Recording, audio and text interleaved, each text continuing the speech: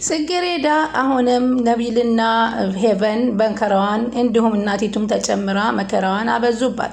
ይቺ ልጅ እንግዲህ ከመኪና አደጋ ከተረፈች በኋላ ባለ ሹፌሩም ተርፈሻል ወይ ካልሆነ ሆስፒታል ውሰድሽ እያለ ሲላት ኧረ ደህና ነኝ እያለች ወደ ቤቷ ታመራለች። ወደ ቤቷ ስትሄድ ግን እናቷ ግን የሰማችውን መጀመሪያውን ስላየች ልጇን ሁለተኛ ወደ እኔ እንዳትመጪ፣ ከዚህ በኋላ ትምህርት ቤት አትሄጂም፣ እንደኔው እቃ ጣቢ ሆነሽ እዚህ ቤት ትቀመጫለች ስትላት ግራ ገባት። እማዬ ምን ሆነሽ ነው አስረጂ ስትላት ፖርሷ ውስጥ ደግሞ ስትገፈትራት ዋሊያው ይወርቃል። ያ ፎቶግራፍ ዋሊያ እንግዲህ የነቢል ነው። ይህንን ፖርሷ ውስጥ ያስገባችባት ሄቨን ናት። ይህንም እናቲቱ እንድታምን ነው። ያን ዋሊያ አንስታ ይህ ምንድን ነው? ይህ ፎቶ የማን ነው ብላ እናቲቱ ስታፈጥባት ኧረ እማዬ እኔ ከአንቺ ጋር እኩል እያየሁት ነው፣ ምንም ያየሁት ነገር የለም በማለት ትናገራለች። ይህም አልበቃቸው ብሎ በአቶ መስፍን ቤት እንግዲህ ነቢል ደግሞ ከምግቡ ላይ ጨው ጨምሮ እንግዶች ተጠርተው ሊበሉ የነበረውን ምግብ ቀርበው ከአንድ ላይ ሲቀምሱት ጨው በመሆኑ አቶ መስፍን እንግዲህ በእሷ ላይ አይናቸውን አፍጥጠው ከዚህ ከስራ እንድትባረር አድርጓታል። በጣም የሚያሳዝን ነገር ነው። ሆኖም ግን እነሱ የተጋበዙትን ሰዎች ለግብዣ መሆኑን ያላወቀ ነቢል ለግብዣ ሆነው ግን የመጡትን እንግዶች አብረው ሲመገቡ ሲያይ በስራው ሳያፍርና ሳይደነግጥ አልቀረም። ሆኖም ግን ይህ ነገር አቶ መስፍንን በጣም አስቆጥቷቸው ከምግባቸው ተነስተው በጣም አፍጥጠውባት በሷ ላይ እንዲሁም ከዚህ በኋላ አታስፈልጊም፣ ባለፈውም ቅመም ጨምረሽ ልትገሊ ነበር፣ ዛሬ ደግሞ ለእንግዳ ጥሩ የሆነ ምግብ በዛ አድርገሽ ስሪ ያልኩሽ ሁሉንም በጨው ልታደርጊው ነው እንዴ? እንዴት ታሳፍሪኛለች? በማለት ይናገሯታል። እሷን በፍጹም ኧረ እኔ ጨው አልጨመርኩም ብትልም ታዲያ ምን አባሽ እያልሽ ነው? ማን ይጨምርልሻል? ከአንቺ ወደ ገረድ በዚህ ቤት አለ እንዴ? ሰራተኛዋ እኮ አንቺ ነሽ። ሌላ ገብቶ ሰው የሰራ ይመስል ለማን ልትናገር ትፈልጊያለሽ? በማለት ነቢል ተነስቶ ከድጋሚ እሷ ላይ ያፈጥባታል። በዚህን ጊዜ ስቅስቅ ብላ አልቅሳ ከቤት ወጥታ ወደ ቤቷ ትሄዳለች። ይህንንም መጀመሪያ ሲገቡ ወይዘሮ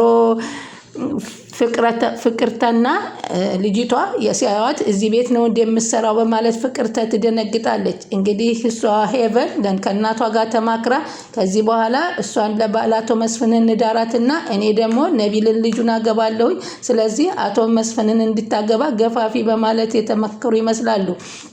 አሁን እሷ ቤት ውስጡና እናቷ በፍጹም ልታናግሪኝ አትችይም፣ ከዚህ በኋላም ትምህርት ቤት አትሄጂም፣ እኔ ለፍቼ ደክሜ በሰው ቤት ተንገርድጄ ያሳደግኩሽ አንቺ እንደዚህ ከወንድ ጋር ልትንዘላዘልልኝ ነው ወይ? በማለት እናቷም እንግዲህ የጽጌሬዳ እናት ምንም ነገር ባልትገባትና ባልተረዳችሁ በእነሱ ሴራ በጣም ትቆጣትና ከትምህርት ቤት እንዳትሄጂ ትላታለች። አስመሳባ ደግሞ ሄቨን ምን ሆነሽ ነው የምታለቅሽው ስትላት ምንም አልሆንኩም ስትላት እባክሽ እናቴ ትምህርት ቤት አትሄጂም ብላኛለች ስትላት ትምህርት ቤት እንድትሄጂ እኔ አግባባልሻለሁ፣ ግን እኔ የምልሽን ነገር መፈጸም አለብሽ ስትላት እሷም ትምህርት ቤቷን ላለማቋረጥ ስለምትፈልግ እሺ ብላ ትስማማታለች።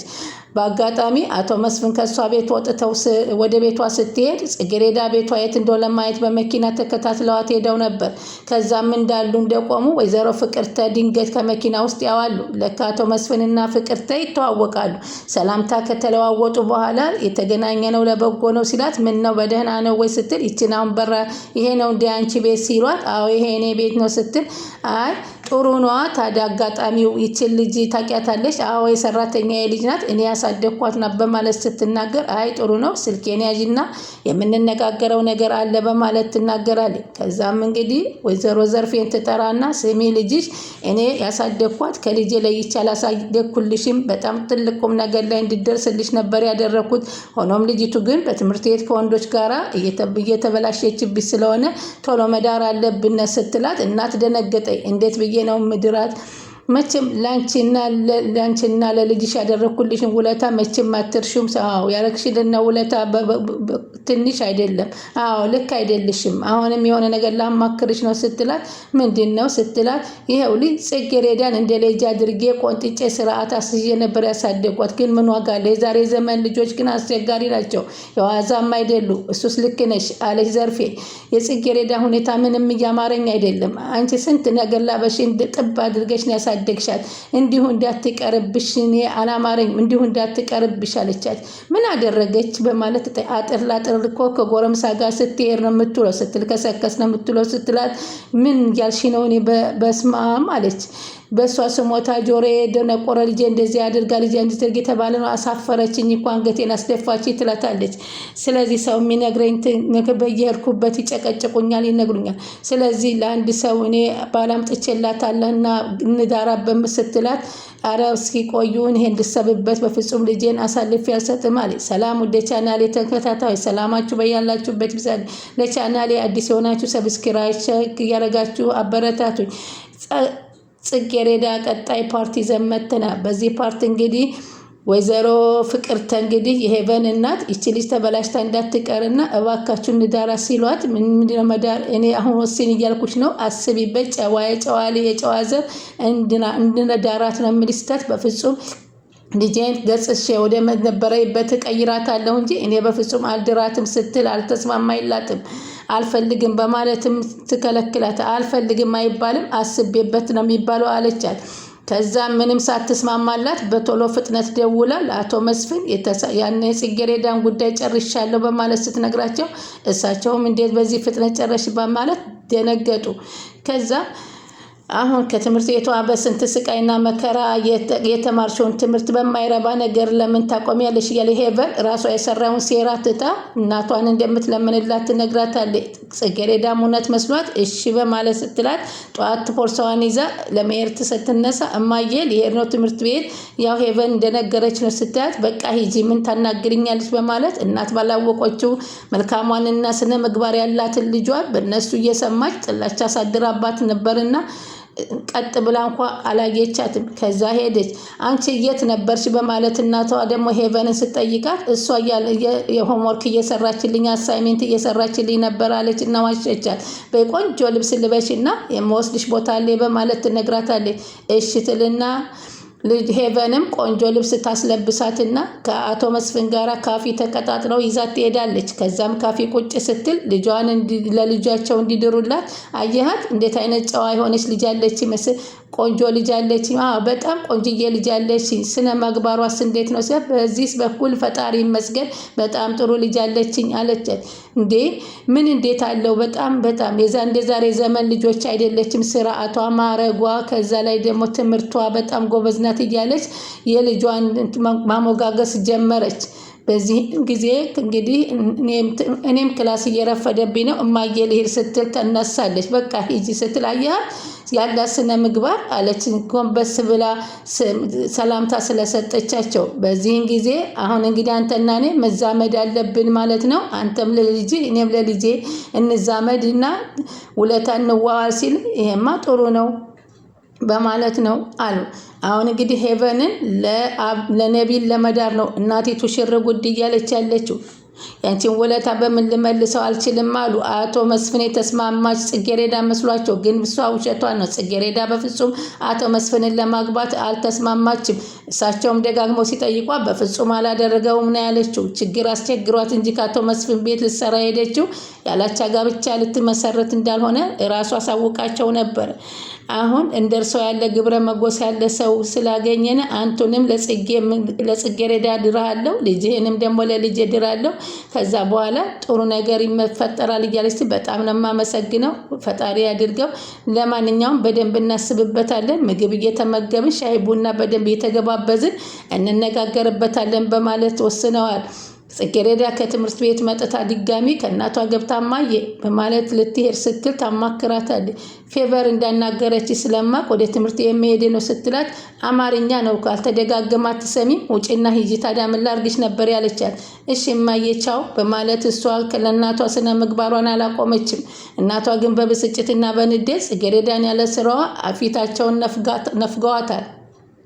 ሄቨንም ቀደም ብላ ሄዳ ለነቢል የሰራችውን ተንኮልና ሴራ ስትነግረው ታባቷ ደስ እሰይ በጣም ነው ደስ ያለኝ ደስ አለ አለችው። አንተ ደስ ስላለ እኔም ደስ ብሎኛል እያሉ ሲሉ መኮንን ከጎናቸው ሆኖ እኔ ምለው አላቸው።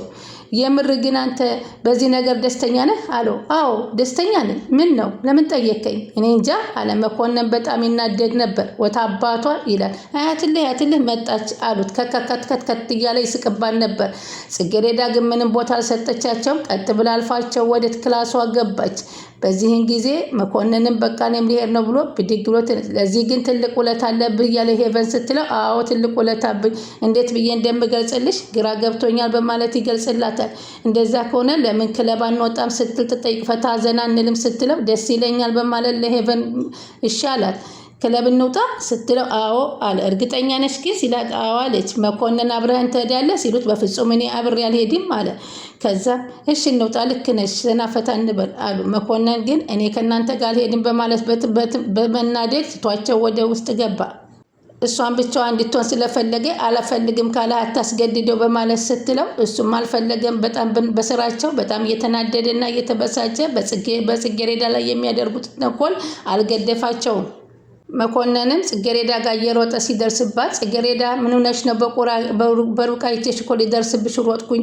አይ በጣም ስራ ልሄድ ስለነበረ ቸኩዬ አልሰማሁህም አለችው። ወደ ስራ እየሄድኩ ነው፣ ስለዚህ ቶሎ ብዬ ደግሞ ወደ ቤት መሄድ አለብኝ። እሺ እስከ ጫፍ አብረን እንሂድ በማለት መኮንንና እሷ አብረው ወደ እስከ ጫፍ ድረስ ከሄዱ በኋላ አቶ መስፍን እንግዲህ መጋረጃ እያስተካከሉ በቆመው ባሉበት እዛ ቤት ገባችና አንኳኩታ ወደ ስራ ገበታዋ ስትገባ ደህና ዋሉ ጋሼስ ብላ ሰላም አለቻቸው። እንዴት ነው ጽጌረዳ ብለው ሰላም። ጎሽ እንኳን በጊዜ መጣሽልኝ። ምን ነው የተፈጠረ ነገር አለ እንዴ? አይዞሽ አትደንግጪ፣ ምንም የተፈጠረ ነገር የለም አሏት። ለአንዳንድ ስራዎች ፈልጌሽ ነው። እሺ ምን አይነት ስራ? ዛሬ ማታ እንግዶች ይመጣሉ፣ ስለነሱ ተጨማሪ ምግብ እንድታዘጋጅልኝ እፈልጋለሁ አሏት። አሁን አዘጋጃለሁ፣ ችግር የለውም። ታዲያ መጠኑም ጣዕሙም ከወትሮ ጨመር ያለና ቆንጆ ነገር ስሪልን ሲሏት ይሻለች። እሷም ገብታ ምግቡን በየአይነቱ አዘጋጀች። ግን ነቢል ከገባ በኋላ በሰራቸው ምግብ ላይ ሁሉንም ጨው እየነሰነሰ ጨውን ጨማምሮበት እንግዶቹ መተው ጠረጴዛ ሊበላ ሲል ወጡ እንዳለ በጨው የተሞላ ሆነ። በዚህን ጊዜ አቶ መስፍን ተነስተው ከጽጌረዳ ላይ ሲያፈጡባት ምን ነው ስትል እንዴት ይሄን ሁሉ ምግብ ለእንግዳ ያስቀረብኩትን ታሳፍሪኛለች ሲሏት በፍጹም እኔ እኮ ጨው አልጨመርኩም ብትልም ታዲያ ካንቺ ሌላ ማን ሰራተኛ እንደና ጨመረ በማለት በእርግጥ በጊዜው ደግሞ እንግዶች ይመጣሉ ያልመሰለው ነቢል ከመጣችው ሄቨን በመሆኗ በጣም ነበረ ከጨመረ በኋላ የተበሳጨው። በዚህም ምክንያት አቶ መስፍን ተናደው ከዚህ በኋላ ከስራ እንድትባረር አደረጓት። ወይዘሮ ፍቅርተም እዚህ ነበር እንደምትሰራ እንደማታውቅ ሁና በእርግጥ ልጇ ነግራታለች፣ ግን እንደማታውቅ ሁና ተናገረች። አሁን እንግዲህ ደግሞ ከዚህ ተጨማሪ እናቷ ቤት ሄደው ደግሞ ሌላውን ይሄው ከሰው ቤት የምትሰራውን ሚስጥርነቱን ያወጣሉ። በእርግጥ እሷ ከቤት ሰው ቤት ብትሰራ እናቷን ለመደገፍና ለማገዝ ብላ እንጂ ለመጥፎ ነገር አይደለም። ይህን ሁሉ ተንኮል የሚያደርጉት እነሱ ከሀብታም ጋር ተጋብተው ነቢልን አጋብታ ልጇን ለማስቀመጥ ነው። ግን ይህ ሁሉ ሴራ አንድ ቀን እንደሚከሽፉባቸው የታወቀ ነው። ለጊዜው ግን ጽጌረዳ ልቧ ተሰበረ።